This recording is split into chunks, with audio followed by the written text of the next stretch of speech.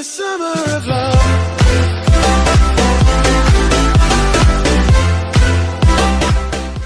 World's Deadliest Snipers. First Simo Heha, 505 kills. Second Ivan Sidorenko, 500 plus kills. Third Fyodor Oklopkov, 429 kills. Fourth Francis Bagamagabo, 378 kills. Simo Heha was leading the peaceful life in rural Finland after having completed his compulsory training in the Finnish army for a year. He was called up to serve the nation when the Soviet Union invaded Finland in 1939. Nicknamed the White Death and all of 5'3" tall, he racked up 505 confirmed kills using his M/2830 rifle. When the Soviets found out that their soldiers were being killed, they initially thought that since it was war, casualties were a given. But when they got wind of the White Death, they sent a counter-sniper, who was killed by Heha. In return, the Soviets sent in more snipers, who never returned.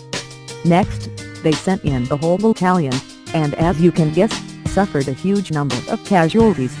The Soviets finally sent in the artillery to bomb him to death, but to no avail. The reason Heha was so successful at hunting down the enemy was his white camouflage that he wore and hid in the snow with, despite the terrible winters. So dedicated was he that he stayed in position without moving with snow in his mouth so that his breath didn't condense and give away his position. He also preferred to use a smaller weapon to suit his compact frame and used the iron sights on his gun rather than a scope so that he couldn't be spotted. He was hit in the jaw by a stray bullet and was later picked up by a fellow soldier. He didn't die, and regained consciousness only on the 13th day. By then peace had been declared and his tally remained at 505. The school dropout.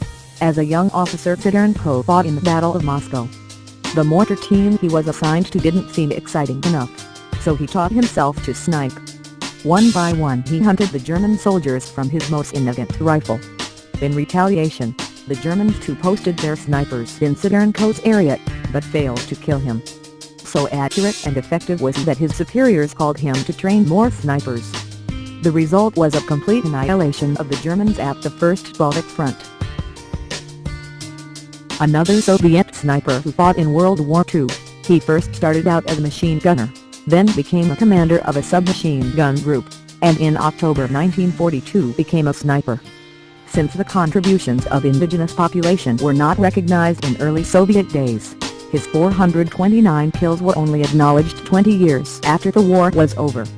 The military newspaper in Russia wrote about him: "He has the keen eye of a hunter, the hard hand of a miner, and a big, warm heart."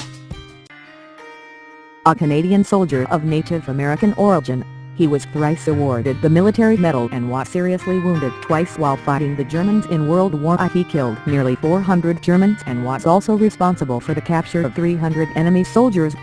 But that's not all. He also ran through enemy fire to get more ammo when his unit was running low at a time when his commanding officer was also awarded medals for running messages through very heavy enemy fire.